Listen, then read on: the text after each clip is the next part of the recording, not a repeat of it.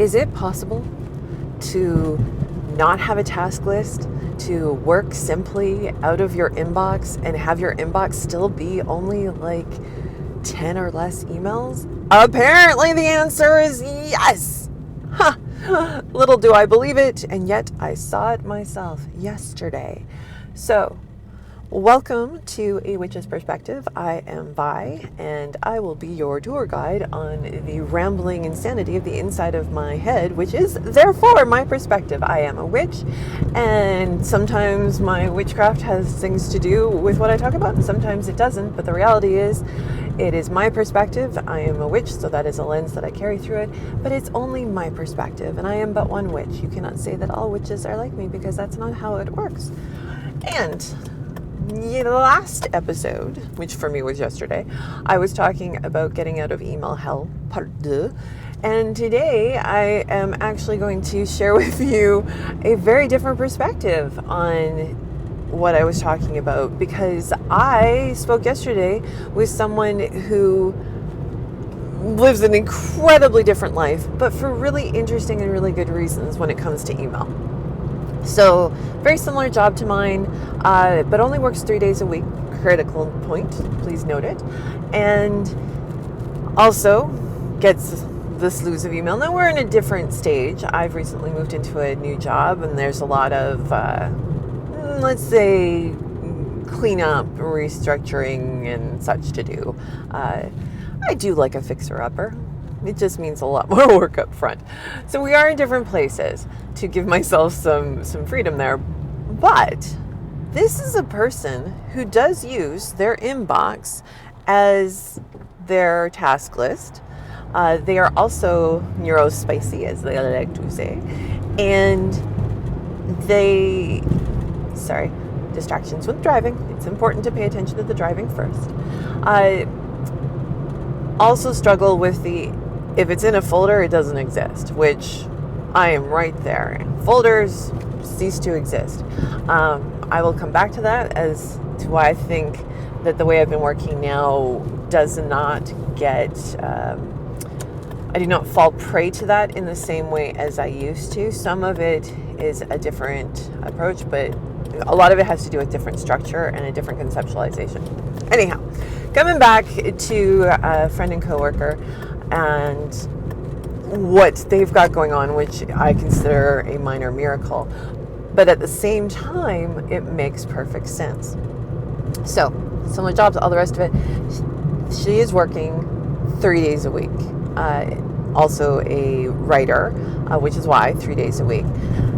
So, with her world, she has 3 days, 3 working days, because the rest of her time is accounted for. And I know that feeling.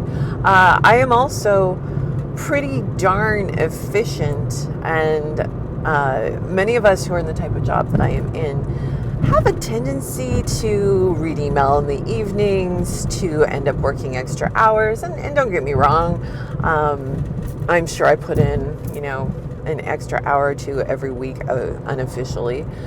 But that's about all I put in. I put in that little bit, which kind of balances out with, sometimes those extra breaks that happen because you need to take a break, a walking break. After you get one of those emails that makes you go, right, do not immediately respond. Take a breath, tone it down, take a walk, it'll be fine. Anyway, so I also live a more time-constrained world, and that is a good portion of what is forcing me to make these processes, because there's tools that exist, but you need your process on how you engage with the tool in order for it to work effectively for you. And my lack of time is what drives me for that, because I used to have time. Oh, lordy, look who's 40. Not me. I passed that years ago with a herniated disc. Life was interesting. So it's an interesting thing to look at limits and the power of limits. And that is really what I wanted to talk about today, is the power of limits. So my coworker and friend is limited to 3 days. I am limited to my standard full-time hours, but it's still actually a limit. I don't have the ability to do email after hours and to do things at other times. So I have to get what I need to get done in that time frame. It's all I've got. When it comes to the incoming information, incoming tasks, there's no limit to it. There's like, oh my goodness, that's the frustration and freak out and difficulty with email, is that there is no limit. As I talked about before, if you think of it like Amazon packages coming into, sorry, I just had somebody run a red light very consciously. Wow. All right then, it's going to be that kind of day. But if you think about email coming in like Amazon packages into your entryway, but where the entryway is infinitely sized and you can just leave the packages there. You open the ones that you want to open. Maybe you open them and decide, I'm not sure what I want to do with that yet. So you just leave it sitting there. But you can keep adding more boxes and more boxes and more boxes and more boxes. And eventually that is completely, shockingly, incomprehensibly overwhelming. So what is coming in, that is the uncontrollable part.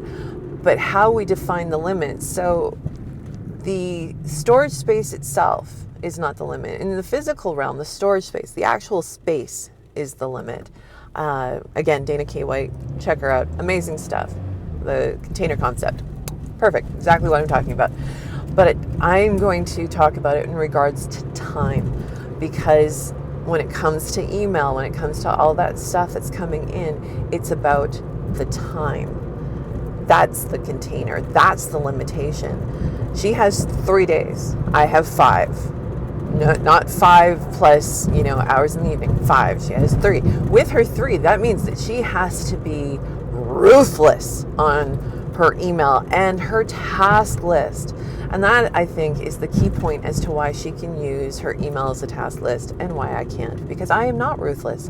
I do go, oh, that is a good idea, or that's a good thought. I have all the thoughts and all the desires, and I'm not willing to let them go. And because I'm not willing to let them go, they stack up. And so I'm like, oh, I'm going to do something with that, but I don't have time right now, so I'm going to do it later. So I need to park it somewhere in that later so it's not a problem for me.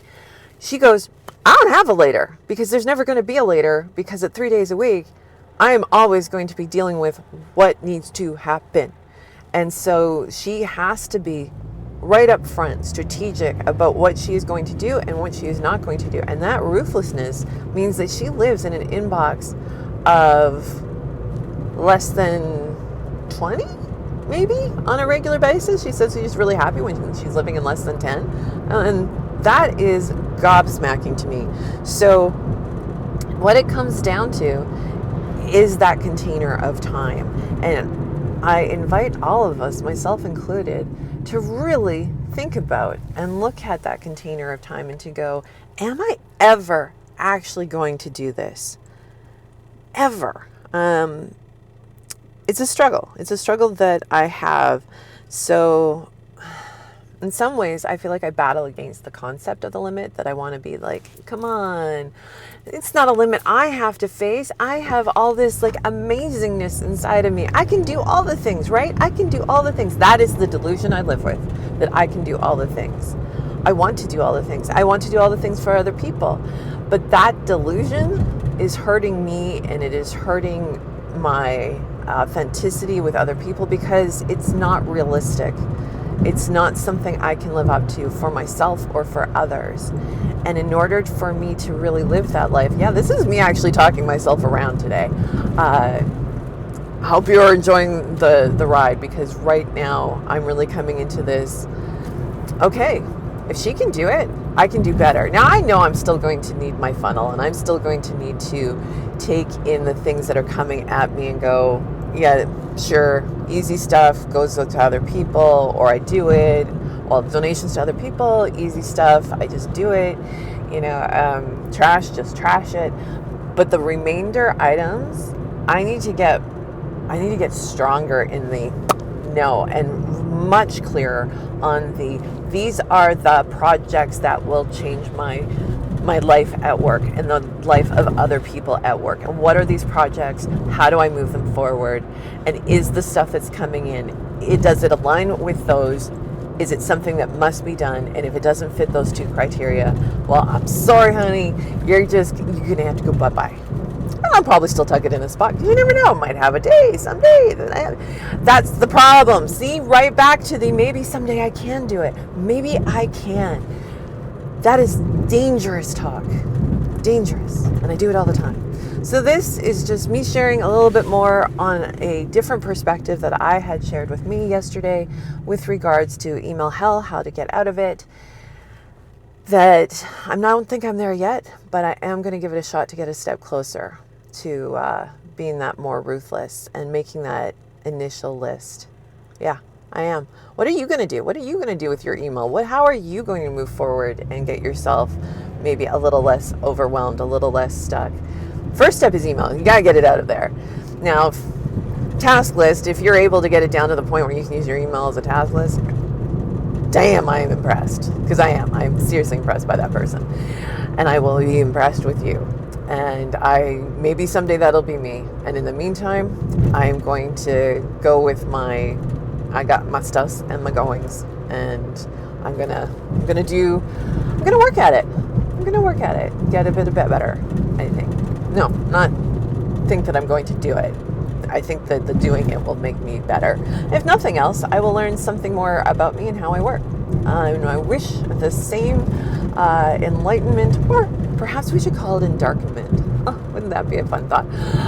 Take great care of yourselves. Blessed be. Bye.